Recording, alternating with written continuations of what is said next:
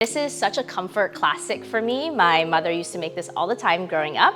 And when I moved out to go to college and later moved across the country, basically every time I came back home, she would make me wonton soup. It would be like the first thing I would eat. In the version I'm making today, I'm using some Chinese sausage as well, adds a little bit of sweetness. Everyone has different ways of folding wonton, so I'll be showing you the one that I learned growing up. I think they look like little, kind of like top hats, I suppose. They're pretty easy, and once you get a hang of it, you can make a lot very quickly.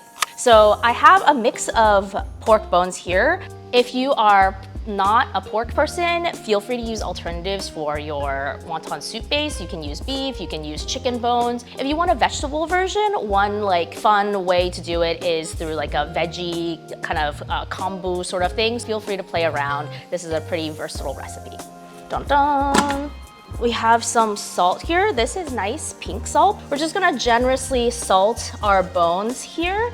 And then we're gonna go in with some freshly cut ginger, fill it up with cool water. Depending on your size, your Instant Pot, how many bones you use, we're gonna cook this for 45 minutes and we'll check back and start doing our wontons next. So I'm just gonna heat up a little bit of neutral oil and then we'll do our mushrooms first. They usually take the longest since we want to really dry them out, get all the water content out of our mushrooms. And one of the important things that I always want to reiterate is you cannot season at the end of your cooking. You need to season as you go. That doesn't mean add all of your salt at the beginning, but you should be adding little bits of salt, sugar, whatever you're seasoning with, and it does develop the flavor much better.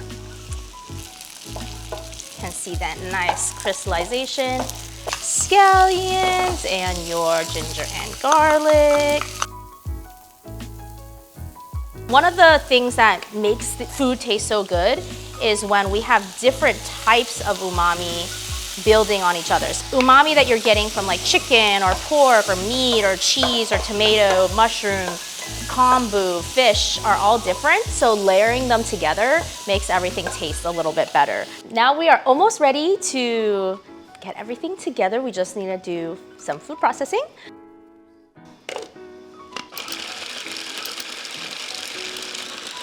You can also process to your desired level of fineness. We're gonna mix it with some ground pork. So you're gonna have a little bit of textural contrast. When you're choosing your ground pork, most places here will have it as minced pork. Usually if it doesn't specify the fat to lean ratio, it's gonna be 20-80.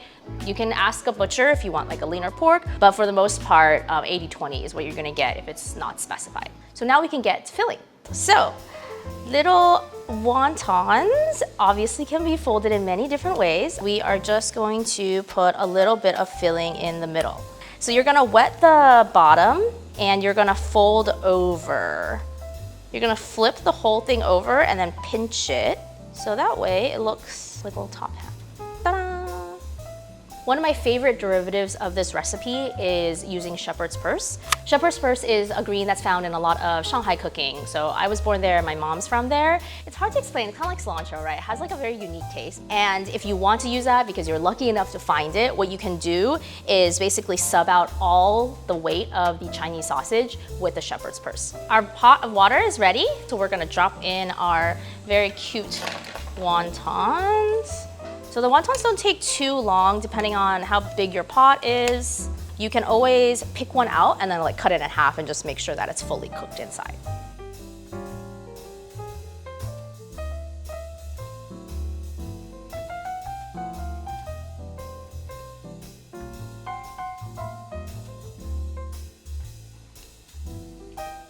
That's all I want to eat, like when I'm sick, if it's raining outside, if I feel sad, if I've had a long day. What I love about this soup is that the broth is so clean, it's so simple, it's not overwhelming, it just like makes you feel good inside. It's like a big warm hug. I hope you learned something today, so please do go make this recipe for yourself, treat yourself to a nice wonton soup. If you want to learn more cooking tips, food studies, food research, ingredient deep dives, whatever that may be, leave it in the comments and we'll try to make a video about it. See you next time.